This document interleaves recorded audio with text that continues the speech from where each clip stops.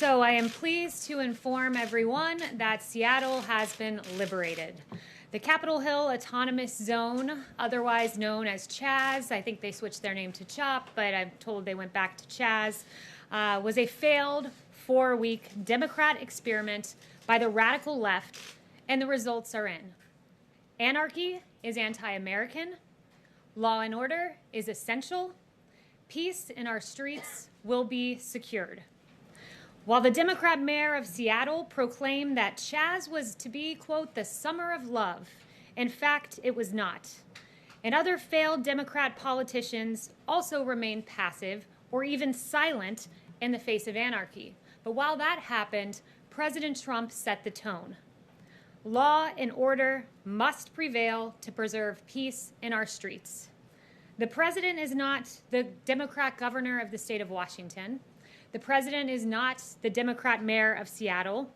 But nevertheless, the president must lead by example and be prepared to act in the face of failed Democrat leadership, which is what we saw in Democrat Seattle and Democrat Wisconsin.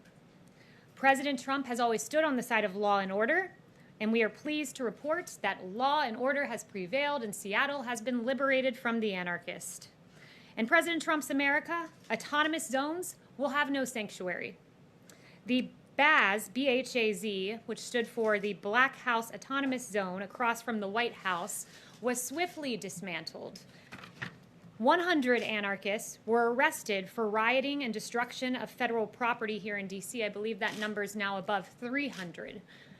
4 men have been charged in federal court for attempting to tear down the statue of Andrew Jackson in Lafayette Square, and there are 200 open domestic terrorism investigations. You contrast the president's vision of law and order to that of the failed CHAZ experiment in anarchy. And here's what you find in the failed Democrat experiment that took place out in Seattle. The Seattle Times said the shooting at Seattle's CHOP protest tragically killed a 16-year-old boy, leaving a 14-year-old seriously injured. That's what happens in an autonomous zone. The police chief, Carmen Best, who did a marvelous job winding down the CHOP zone, noted that CHOP has become lawless and brutal and enough is enough, and she took action.